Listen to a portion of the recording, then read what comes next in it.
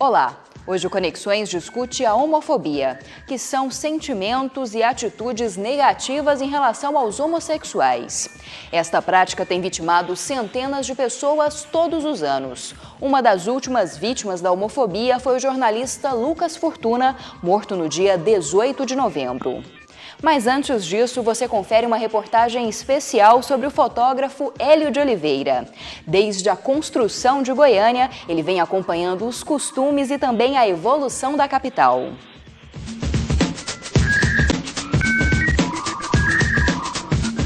Um precursor do fotojornalismo em Goiás e uma testemunha do crescimento da capital planejada, Goiânia. Assim pode ser classificado o fotógrafo Hélio de Oliveira, de 82 anos de idade. Desde muito pequeno, primeiro a olhos nus e depois por trás das lentes de uma câmera, ele observou as mudanças na arquitetura, nos costumes e nas formas da jovem capital. Hélio chegou a Goiânia aos 6 anos de idade, ainda na década de 1930. Trazido pelos pais que queriam aproveitar a construção da cidade para ganhar dinheiro. Como meu pai era construtor, não é propriamente construtor, mexia com pintura, encanamento, essas coisas de casa. Ele ficou sabendo que Dr. Pedro iria lançar uma nova capital, ia construir uma cidade para ser a nova capital de Goiás. Aí ele viu a oportunidade para me ganhar dinheiro e veio para Goiânia. Eu cheguei aqui com 6 anos de idade. Aqui eu fiz meus primeiros estudos, casei, tive meus filhos, na velha Campininha. Nunca mudei daqui. Na adolescência, Hélio se interessou pela fotografia e acabou se tornando o primeiro repórter fotográfico de Goiás ao ingressar no jornal O Popular. Fiquei sabendo que o Popular era um jornal bissemanário e iria se transformar num diário. Forçosamente iam precisar de fotógrafo, precisar de pessoal para trabalhar mais, né? Eu me apresentei lá, não fiz concurso, não fiz nada, fui lá e apresentei, não sei nem se outros apresentaram também. Mas aí o Câmara Filho, que foi o fundador do jornal, ele me chamou e falou assim, eu vou te dar uma matéria. Câmara Filho, naquele tempo, ela era secretário de Agricultura do Dr. Pedro Ludovico Teixeira. Ele virou assim, eu vou te dar uma matéria, você vai fazer isso para nós aqui.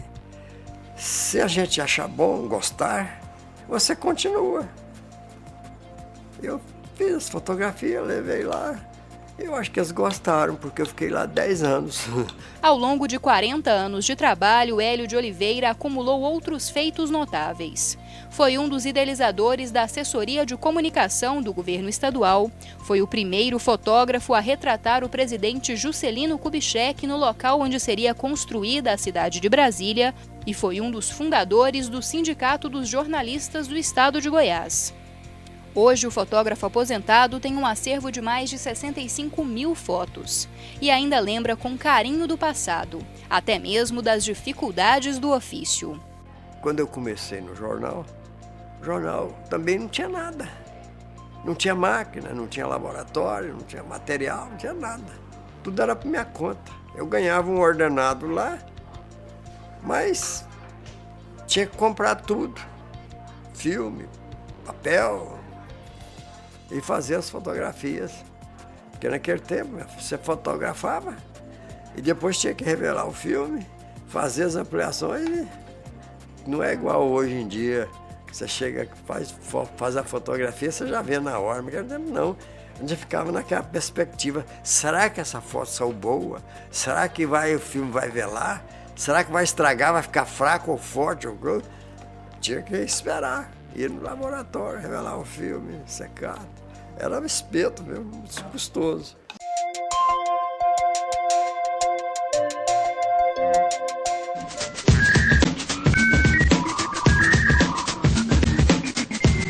E no próximo bloco, Conexões vai debater a homofobia.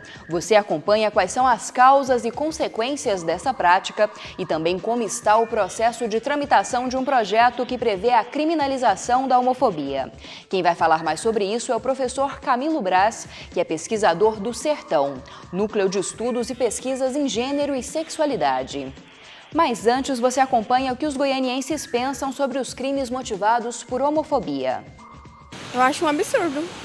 Eu acho injusto porque a gente tem que respeitar as pessoas do jeito que elas são.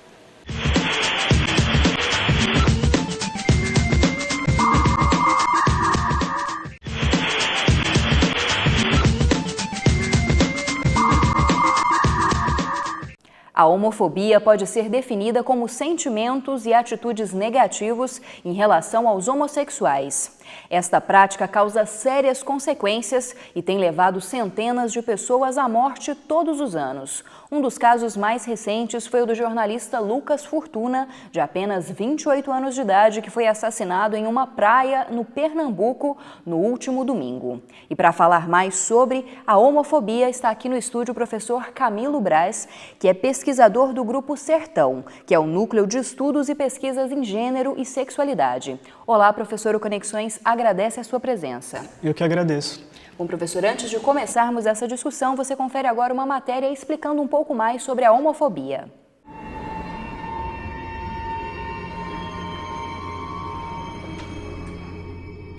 Mais um crime motivado pela homofobia chocou o país na semana passada. O jornalista goiano Lucas Fortuna, de 28 anos, foi morto em uma praia da região metropolitana do Recife. O corpo dele foi encontrado apenas de cueca e com sinais de espancamento.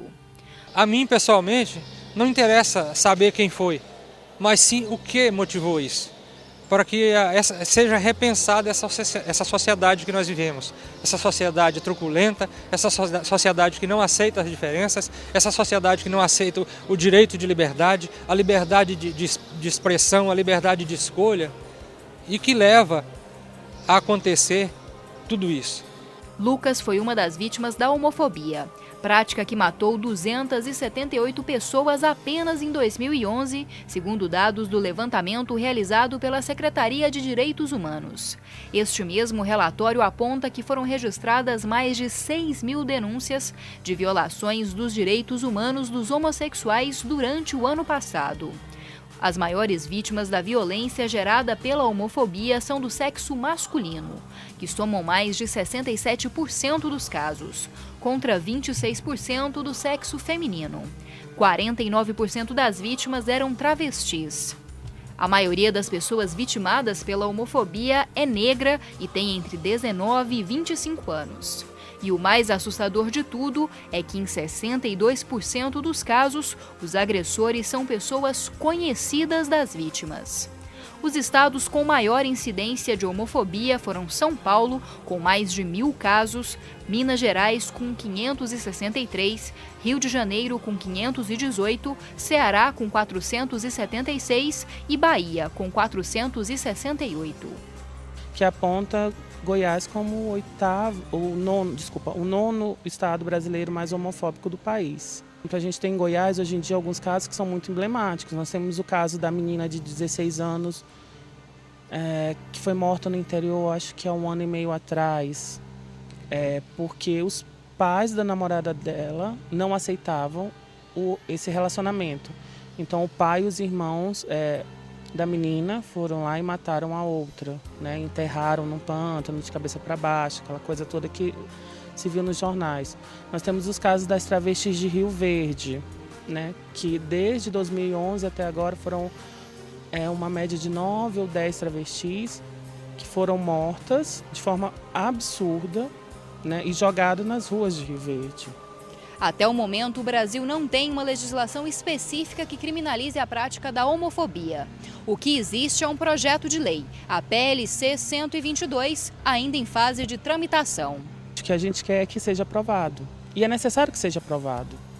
Porque assim, hoje em dia as pessoas estão autorizadas a bater, a espancar, a matar, a esculhambar, a xingar, a humilhar, a demitir as pessoas porque são gays, lésbicas, travestis, transexuais e bissexuais.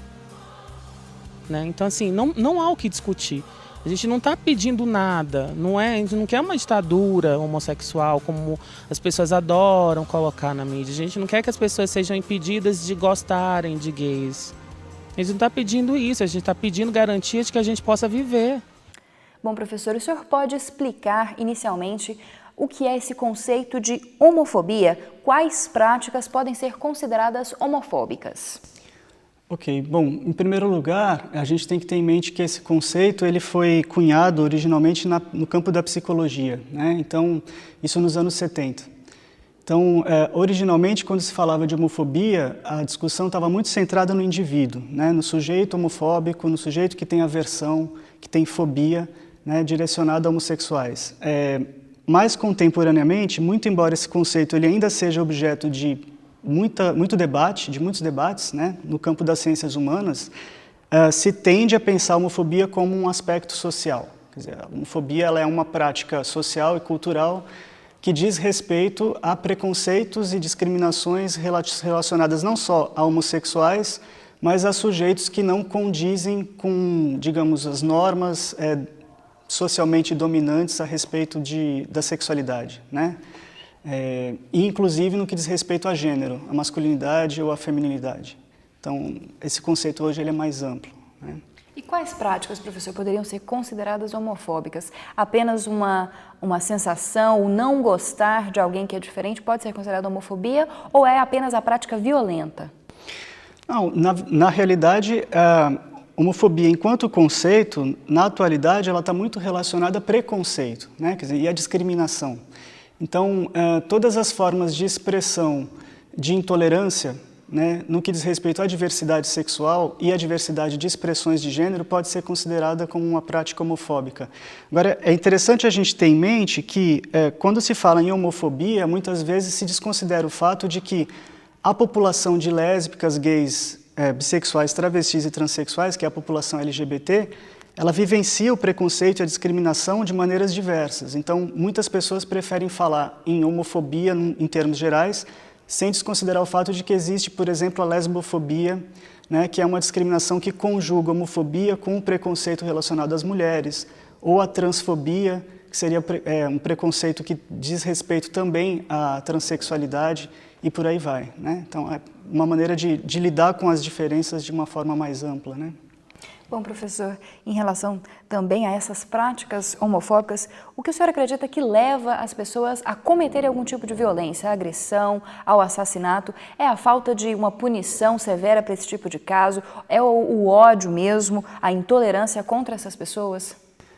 Bom, eu acredito que esses dois planos eles estão conjugados, né? Quer dizer, é fato que hoje a homofobia não é considerada crime, e isso ainda não é considerada crime no Brasil, né? Isso de certa forma, impacta, né, na violência homofóbica, na existência da violência homofóbica.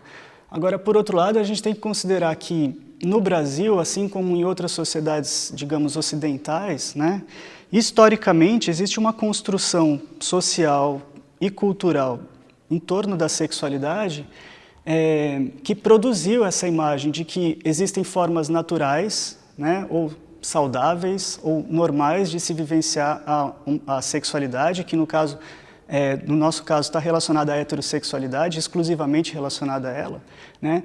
E que as outras formas de expressões da sexualidade são consideradas patológicas ou desvios ou anormalidade. Isso é uma construção cultural bastante arraigada no nosso imaginário, né? Quer dizer, que tem uma data de surgimento, ela surge no mundo ocidental do século XVII para cá, então foi construída culturalmente, historicamente, essa imagem que atrela a todas as expressões da sexualidade que não se encaixam no padrão heterossexual a ideia de desvio, ou de anormalidade, ou de doença, ou de perversão, ou de crime. Quer dizer, é claro que isso impacta na maneira como a homofobia se espraia até hoje na nossa sociedade. Quer dizer, é muito difícil nos desvencilharmos desses estereótipos sem uma ação conjunta que diz respeito, claro, à criminalização da homofobia, mas que também leva à necessidade de outras ações em outros campos, como, por exemplo, o campo da educação, né? Bom, professora, o senhor acha que a religião, às vezes, em certa medida, ela também pode influenciar nessa questão das práticas homofóbicas? Eu acredito que sim. Quer dizer, se a gente, historicamente, o campo da religião é um dos campos que produziu essa imagem da homossexualidade como um problema, né? Então, agora, claro que essa discussão não está restrita à religião, né? Historicamente, você tem um campo institucional e discursivo bastante amplo, que vai da medicina, passa pela psiquiatria, né, até pela própria psicanálise, enfim, pelo campo jurídico e também pelas instituições religiosas, né? Quer dizer, é uma profusão discursiva que produziu essa falácia, não é, de que a única maneira normal, entre aspas, de se vivenciar a sexualidade é a heterossexual. E isso produziu ao longo dos séculos, digamos assim, uma série de preconceitos e de discriminações que desembocam hoje nessa onda de terrorismo, digamos assim, sexual que a gente vivencia, né? Que as pessoas têm medo. Quer dizer, a experiência da homossexualidade hoje no Brasil, ela está marcada pela violência e pelo medo, né? E isso não é banal, quer dizer, isso diz respeito a uma construção histórica, como eu estou dizendo, né, e que precisa ser desconstruída. E isso só vai ser feito a partir de ações múltiplas em vários campos, né? Bom, professor, nós vamos agora para um rápido intervalo e no próximo bloco você continua conferindo essa conversa a respeito da homofobia.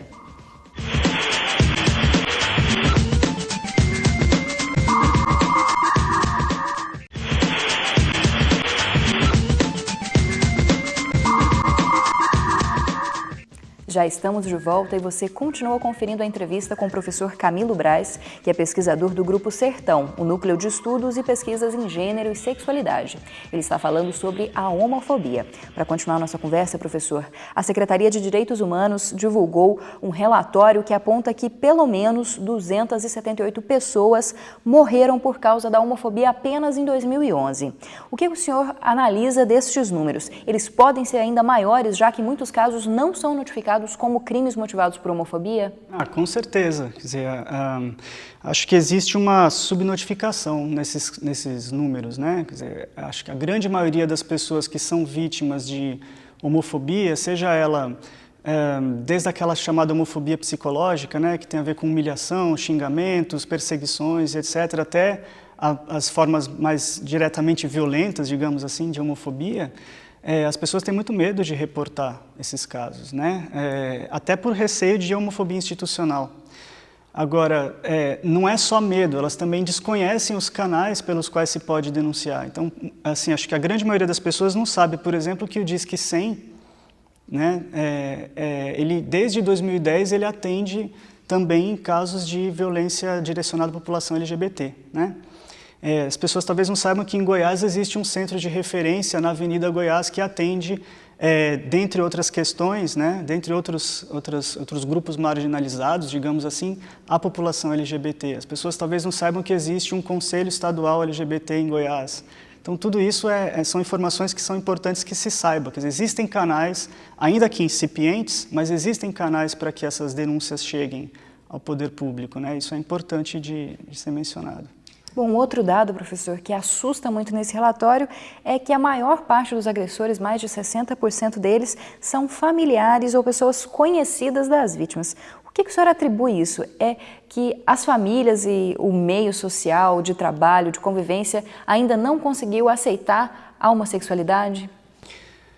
Eu acredito que esses dados eles são bastante significativos no relatório, né? Quer dizer, por mais que haja subnotificação, esse relatório ele é uma tentativa pioneira de mapear, né, a homofobia no país, então é uma iniciativa que deve ser bastante valorizada. E eu acredito que o que esses dados nos mostram é que enquanto manifestação de preconceito ou de discriminação, a homofobia ela é socialmente muito espraiada. Quer dizer, é claro que, por exemplo, a população em geral, tem mais acesso aos casos de homofobia quando eles saem nos jornais e vamos dizer, em geral, na mídia, seja mídia impressa, televisiva, mas enfim, na mídia em geral, nos meios de comunicação, dão mais destaque aos casos de homofobia que ocorrem, digamos, nas ruas, né?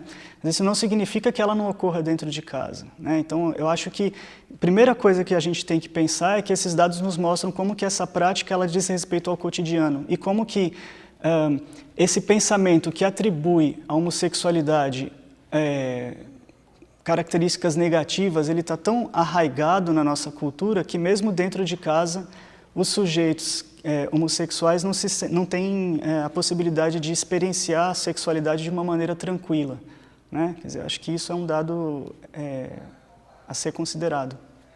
Bom, professor, e em relação aos dados de Goiás? Goiás é um estado que tem muitos casos de homofobia, pode ser considerado aí um estado, um caso preocupante também no Brasil? Eu acredito que é muito difícil para nós mensurarmos comparativamente a situação da homofobia em Goiás em relação a outros estados pela ausência de dados, né? Quer dizer, não existe, e isso eu acho que é algo que diz respeito ao Brasil como um todo. Então, por exemplo, um dos grandes problemas que leva à subnotificação dos casos de homofobia no país é a ausência de um campo específico para a identificação dos sujeitos que vão às delegacias para reportar crimes, a ausência do campo que identifica a orientação sexual. Isso é geral, isso diz respeito ao Brasil como um todo, quer dizer, com exceção do estado do Rio de Janeiro, em que 80%, se eu não me engano, das delegacias já contam com esses dados, e isso vai proporcionar estatísticas, né? No restante do Brasil, como em Goiás, esse tipo de informação inexiste. Então, é muito difícil mensurar. Agora, mais uma vez, acompanhando as notícias, né? E aí, nesse caso, a mídia tem um papel importante, né? De trazer à tona esses casos, porque acompanhando as notícias relativas a 2011, é possível perceber como que há vários casos que foram sendo reportados e que ganharam espaço na mídia local, né? De homofobia, tanto no interior do estado quanto na capital. Então, agora, eu não sei se dá para a gente dizer se Goiás é um estado muito homofóbico em comparação ao resto do país. Eu acredito também que esse é um fenômeno que está espraiado, né, que ocorre em várias regiões. E eu acho que o que deve haver, sim, é uma preocupação na geração de dados estatísticos para que essa discussão possa começar a ser feita em bases mais fidedignas, digamos assim, né? Bom, professor, e até hoje não existe a penalização específica do crime de homofobia, como acontece com a questão do racismo. O que o senhor acha que leva a essa falta de penalização? O senhor acha que, se houvesse uma legislação específica, esses crimes poderiam ser reduzidos? Bom, eu acho que o que leva à ausência da criminalização, digamos, da homofobia no país hoje em dia são os entraves pelos quais o projeto de lei, né, que busca incluir a homofobia no rol de discriminações já existentes, já criminalizáveis, digamos assim, no país, esse projeto está travado, digamos assim, né? Ele não é julgado, né? Não existe possibilidade, não existe um cenário político que permita que esse projeto vá a julgamento, né? Então, o PLC, que é o projeto de lei da Câmara 122, desde 2006 está parado na Câmara e não vai a julgamento. Então, acho que esse é um primeiro elemento a se considerar, né? Com relação à criminalização, eu acredito que é necessário que haja, sim, uma manifestação pública favorável à criminalização da homofobia, assim como ocorreu, por exemplo, em relação ao racismo, tá? Então, até pouco tempo atrás, no Brasil, racismo não era crime. E a partir do momento em que o racismo passou a ser considerado crime, quer dizer, isso mostra que há um reconhecimento por parte do poder público de que esse é um problema a ser enfrentado. Eu acho que a homofobia ela precisa passar pelo mesmo processo, né? Agora, eu também não acredito que a mera, digamos, criminalização da homofobia vá fazer com que ela diminua. Eu acho que o problema ele é muito mais amplo, né? Quer dizer, o enfrentamento da homofobia ele diz respeito a uma mudança de mentalidades, a uma mudança cultural, uma mudança simbólica que passa, sim, pela necessidade da criminalização da homofobia, mas que diz respeito à necessidade de ações em vários outros campos. Então, aí, mais uma vez, eu acredito que o campo, por exemplo, da educação, ele merece ser destacado, né? Ele merece ganhar atenção no que diz respeito à necessidade de implementação de políticas educacionais que ensinem as crianças, digamos, desde cedo a não serem homofóbicas, né? Porque a homofobia, antes de tudo, nenhum sujeito nasce homofóbico, ele aprende a sê-lo, porque vive num contexto social e cultural em que a homofobia é naturalizada. Então, essa mudança de mentalidades que vai fazer com que a homofobia seja considerada um problema e não a homossexualidade seja considerada um problema, ela necessita de uma atuação múltipla em vários campos, né? Para finalizar, professor, o senhor falou de educação.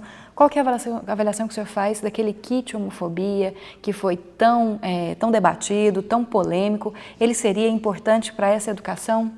Com certeza. Eu acredito que...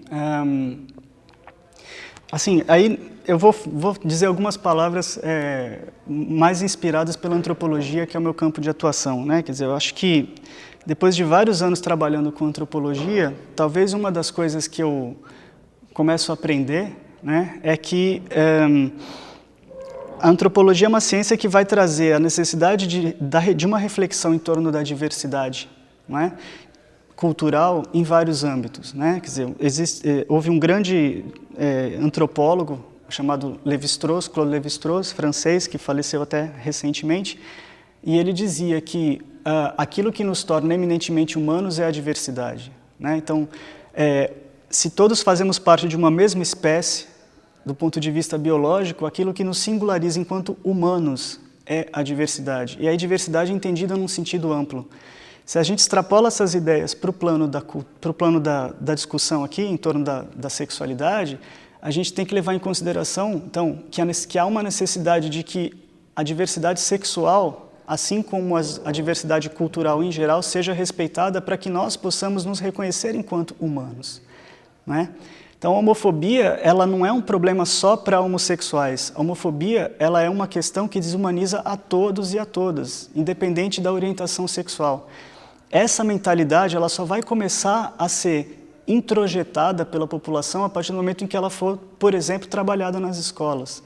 É necessário que as pessoas desde cedo aprendam que para que elas possam ser consideradas humanas, é necessário que haja o respeito à diversidade cultural e social num sentido amplo, inclusive no que diz respeito à sexualidade. O problema não é a homossexualidade, o problema é o preconceito e a discriminação.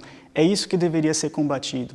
E aí, nesse sentido, quer dizer, enquanto nós não vivermos num contexto social e cultural em que a imagem de duas pessoas do mesmo sexo de mãos dadas não seja chocante, mas a imagem de duas pessoas enfim, humilhadas ou espancadas ou mortas em função da sua sexualidade seja chocante, enquanto a gente não atingir esse cenário, ainda vai ser necessário o desenvolvimento de políticas públicas em vários âmbitos que ajudem na desconstrução do preconceito e da discriminação. Essa seria uma visão antropológica a respeito do tema.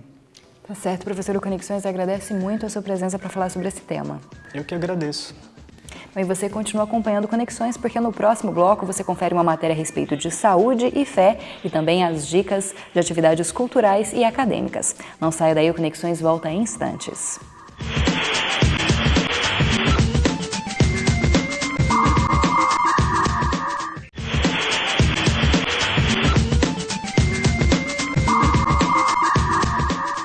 E o Conexões já está de volta. E você confere agora quais são as melhores dicas de atividades culturais e acadêmicas para você participar nesta semana.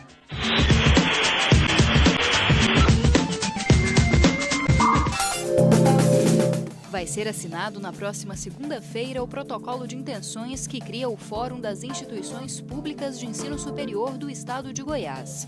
O acordo vai ser firmado entre a Universidade Federal de Goiás, a Universidade Estadual de Goiás, o Instituto Federal de Goiás e o Instituto Federal Goiano. O Fórum tem como objetivo firmar o compromisso entre as instituições para implementar ações conjuntas, evitar a sobreposição da oferta de cursos, proporcionar qualificação para os servidores, facilitar a mobilidade estudantil e promover também ações culturais conjuntas. O documento vai ser assinado no Cine UFG, na Faculdade de Letras, que fica no campus Samambaia da UFG, às 8h30 da manhã. Ocorre no próximo sábado o baile da UFG. Nesta edição, o evento vai comemorar os 50 anos da Faculdade de Letras e também da Rádio Universitária. O baile ocorre a partir das 10 horas da noite no Centro de Cultura e Eventos Professor Ricardo Freuabo Faisal, que fica no campus Samambaia.